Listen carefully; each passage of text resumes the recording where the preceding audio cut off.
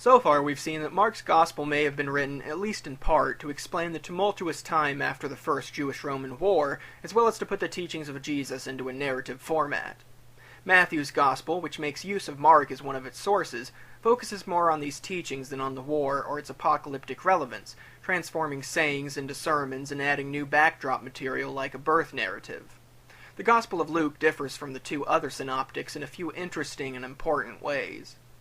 Mark begins with an introduction describing the intent of the text and connecting Jesus with the Messiah promised in Hebrew Scripture.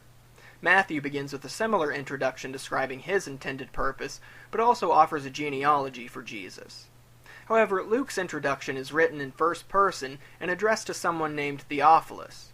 The author acknowledges the existence of other accounts and indicates his purpose to draw up his own account based on his acquaintance with the subject matter. Why bring all this up? Luke's Gospel begins in a very different way, and for some apologists and scholars, this makes it a different genre, or provides persuasive evidence of the text's reliability as a historical account. But a couple clarifications are necessary. First, the word that is rendered as account in many translations is diegesin, derived from the Greek word diegesis. This is a style of writing in the ancient world that Plato and Aristotle contrasted to mimesis.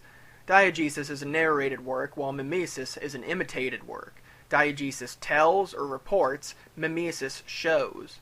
What these styles do not indicate is whether the story is intended to be historical or fictitious. Secondly, the use of the term kratiste, most excellent or most honorable, for Theophilus is an epithet commonly used for those of noble rank. Theophilus could well have been the patron who paid for the production costs of the book. In Jesus and the Eyewitnesses, Richard Bauckham observes that dedicating a work to a patron was common in historical writings, as is certainly true. Yet this practice was no more confined to histories than diegesis was. Maecenas, the advisor and friend of Augustus, had a great reputation as a literary patron to several poets, including Horace and Virgil, both of whom dedicated works to him. Thus Luke's introduction, while definitely different from the other synoptics, is not inexplicable on the idea that the text is kerygma, because it does not show any clear signs that are exclusively or even predominantly characteristic of history and biography. The introduction also tells us something else. The book of Acts features a very similar opening passage addressing Theophilus again and briefly recounting the details in the previous work the author had published.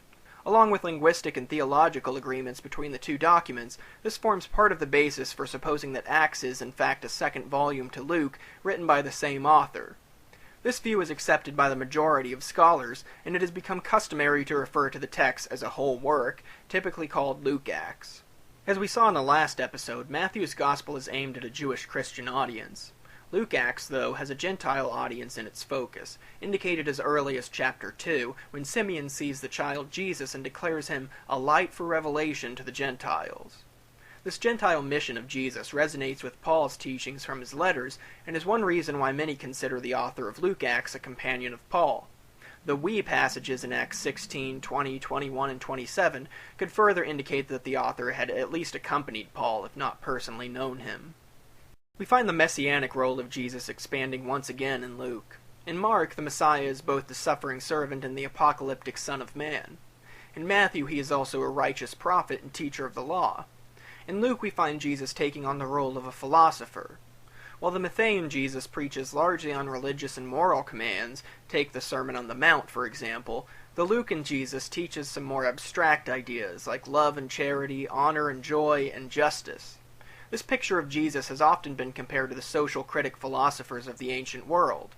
Like the Cynics, Jesus is very critical of wealth in Luke, and like Socrates, he willingly accepts his unjustified death in obedience to God and to the ignorance of the state. Contrasted to Mark, Luke presents Jesus as more of a divine figure, no longer crying out to God on the cross in seeming confusion, but triumphantly declaring, "Father, into your hands I commit my spirit." One can certainly imagine that these were some of the motivations behind the composition of Luke, yet why would a second volume be necessary? First, prior to Acts, there probably was no account of the disciples after the Ascension. This could conceivably have been important as a means of chronicling the history of the early church, though also would have been useful in dealing with questions over leadership, unanswered issues, and similar matters in the absence of Christ. A theological reason is plausible as well. In Luke 21, when Jesus is asked about the signs of the end times, a new sign is added that is not found in Mark or Q. Jerusalem is to be trampled by the Gentiles until the times of the Gentiles are fulfilled. The delay of the parousia, or second coming of Christ, had started to become a point of contention in the decades following the Jewish-Roman War. While Mark suggested that it would be shortly after the fall of Jerusalem, Luke, writing years later, introduces some wiggle room by referring to ambiguous times of the Gentiles that need to be fulfilled first.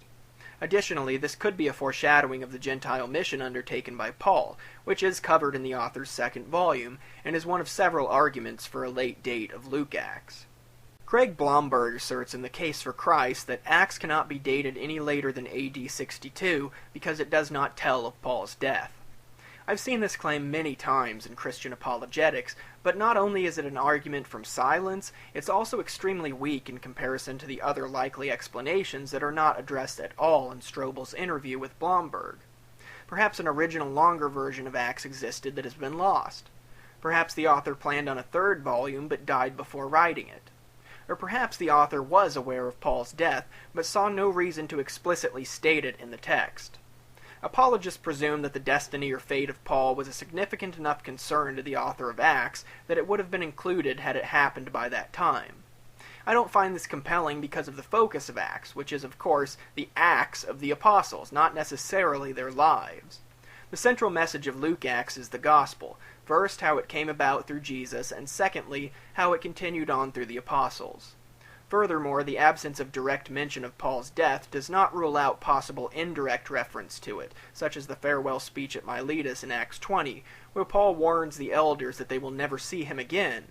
The group prays with him, weeps, and embraces him, worried by his statement. If this is not foreshadowing Paul's death, consider the final 2 verses in Acts. It is said that Paul continues preaching Jesus Christ with all boldness and without hindrance for 2 whole years. This is the note the author wanted to end on, a positive conclusion to the spreading of the gospel, unhindered to the ends of the earth. The reference to 2 years presupposes some sort of conclusion to Paul's mission, and the speech at Miletus would have already put the notion of death in the minds of readers. Nailing down a specific date of composition for Luke Acts is possible by looking at its sources.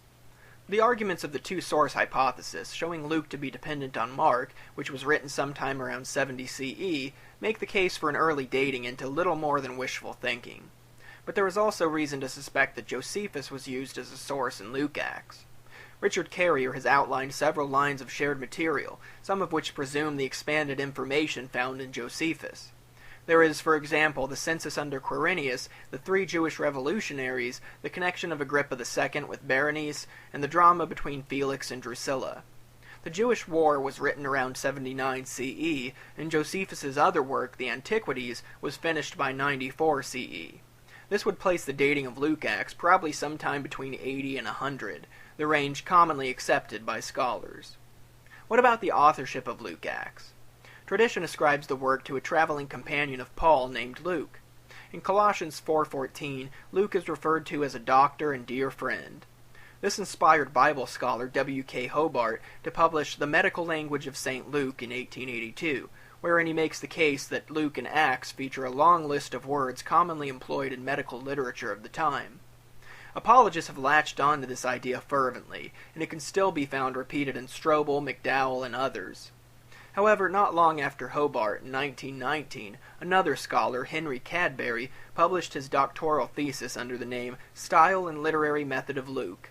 As part of his thesis, Cadbury examined the claims of Hobart and subsequent scholars like Zahn and Harnack. Using Hobart's list of 400 so-called medical terms, Cadbury found 300 of them appearing in the Septuagint and Josephus. More interesting, though, is that he also noted that over 90% of the list can be found in Plutarch and Lucian, not known to have been sources for Luke Acts, suggesting that most of these words were common rhetoric not exclusive to the medical profession. Cadbury provides an index listing the most persuasive words, showing how many have occurred in the Septuagint, Josephus, Plutarch, and Lucian. This portion of Cadbury's thesis is only 16 pages and is well worth reading, so I will link to it in the video description for those interested. Despite its brevity, it constitutes a powerful argument that effectively deflated the claim for a physician author of Luke Acts, as Peter Kirby puts it. No tradition identifies Luke as an eyewitness to any of the events in Jesus' life, but the notion that he was familiar with Paul is hard to argue. The extent of this familiarity is another issue, as the missionary journey of Paul in Acts differs from that reported in Paul's letters.